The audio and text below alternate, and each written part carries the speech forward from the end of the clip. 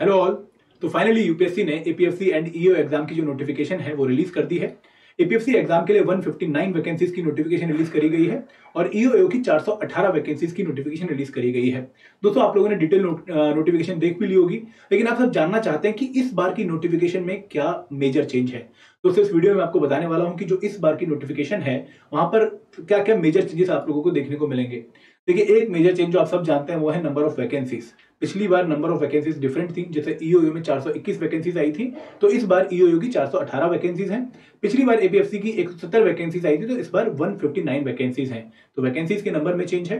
लेकिन उसके बाद जो सबसे मेजर चेंज इस बार की नोटिफिकेशन में आप लोगों को देखने को मिलेगा, जो कि आप लोगों को खुश भी कर रहा होगा, वो है कि डिजायरेबल क्वालिफिकेशन जो है ईओ एग्जामिनेशन की, वो इस बार नोटिफिकेशन में नहीं है।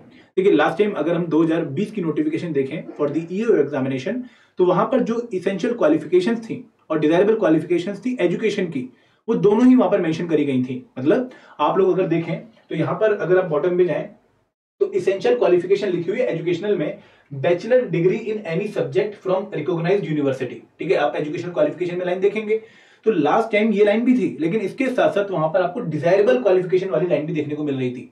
वहां पर डिजायरेबल क्वालिफिकेशन में क्या था कि आपको बैचलर्स ऑफ लॉ होनी चाहिए, ठीक है, इंटीग्रेटेड मास्टर कोर्स होना चाहिए लॉ में, या फिर आप कंपनी सेक्रेटरी, सीए, इन तरह के बैकग्राउंड से रिलेट करने चाहिए।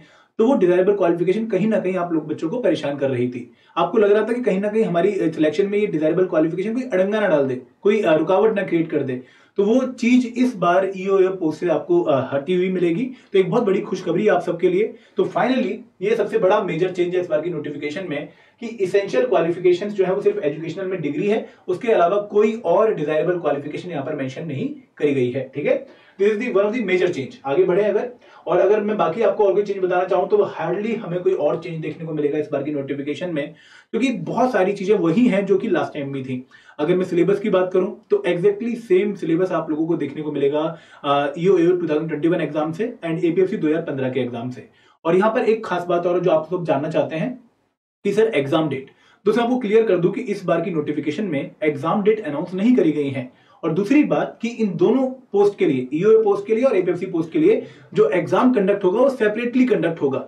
यहां पर क्लियर कट मेंशन किया गया, मैं आपको दिखा भी देता हूं कि बहुत क्लियर तरीके से यूपीएससी ने मेंशन किया है कि a pen and paper based recruitment test to shortlist the candidate for interview for recruitment to the post of EO AO and APFC shall be conducted by the commission. Both the recruitment test will be held separately. दोनों ही exam separately होंगे। और इसके बाद वाली line भी important है, the date of examination will be intimated later on UPSC website. तो आप लोगों को बाद में बताया जाएगा कि एग्जाम डेट क्या है।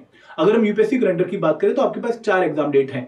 आपके पास 2 जुलाई एक एग्जाम डेट है, एक 20 अगस्त एग्जाम डेट है, देन अक्टूबर में एक डेट है एंड फाइनली दिसंबर में एक डेट है। तो मैं आप लोगों से रिक्वेस्ट यही करूंगा कि आप जो लेटेस्ट डेट है 2 जुलाई वाली, उसके हिसाब से प्रिपेयर करें, क्योंकि अगर आपने उसके हिसाब से प्रिपरेशन कर ली तो कभी भी बाद में कभी डेट आए आप लोग रेडी रहेंगे उस एग्जामिनेशन के लिए। बाकी अगर मैं और कोई चेंज बताना चाहूं तो हार्डली कोई चेंज है। 2 और ड्यूरेशन अभी भी स्कीम ऑफ एग्जामिनेशन बिल्कुल सेम है, पैटर्न वही है, ईओ का सिलेबस 100% वही है। ठीक है, weightage of RT and PT बिल्कुल वही है। इसके साथ साथ अगर मैं एपीएफसी की बात करूं तो यहां पर भी पैटर्न वही है। ठीक है, कोई चेंज नहीं है और जो सिलेबस है बिल्कुल एग्जैक्टली सेम है, पीटी और आरटी की वेटेज सेम है, लेकिन सेंटर्स का नंबर इस बार बड़ा है पिछली बार से, तो आप ये देख सकते चेक कर सकते हैं। और कोई मेजर चेंज यहाँ पर नहीं है। ठीक है, तो हार्डली कोई चेंज जो था वो मेजर मैंने आपको बता दिया है। अगर फिर भी आपको लगता है कि नहीं सर कोई और मेजर चेंज भी है जो आप मिस कर रहे हैं, तो दोस्तों आपके पास कमेंट सेक्शन है, आप लोग हमें बता सकते हैं।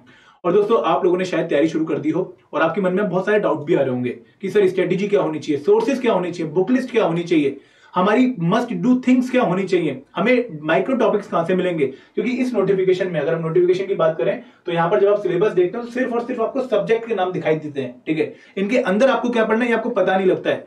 तो दोस्तों this is the comprehensive guide book to prepare for the APFC examination.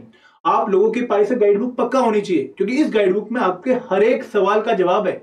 आपको ईपीएफओ के बारे में पता लगेगा, आपको एपीएफसी पोस्ट के बारे में पता लगेगा, आपको जॉब प्रोफाइल के बारे में पता लगेगा, आपको पैटर्न, एलिजिबिलिटी, कब कब एग्जाम हुआ है, सारी इंफॉर्मेशन आपको इस गाइड बुक में मिलेंगी। और सबसे खास बात कि यहां पर आपको डिकोडेड सिलेबस भी मिलेगा कि किस सब्जेक्ट के अंदर आपको क्या पढ़ना है। तो बिल्कुल भी इसको मिस नहीं करना है। और इसमें सॉल्व पीवाई क्विज भी आप लोगों को मिल रहे हैं, लिंक डिस्क्रिप्शन बॉक्स में है और दोस्तों टोटली फ्री है आप लोगों के लिए। तो अभी अपनी कॉपी सिक्योर करिए और अगेन मैं यही कहूंगा कि पूरी मेहनत से लग जाइए, जुट जाइए और कोई भी कसर मत छोड़िए इस एग्जाम को ना क्लियर करने की। ठीक है, क्लियर करना ही करना है दोस्तों। This is all from my side. Thank you very much. जय हिंद, जय भारत।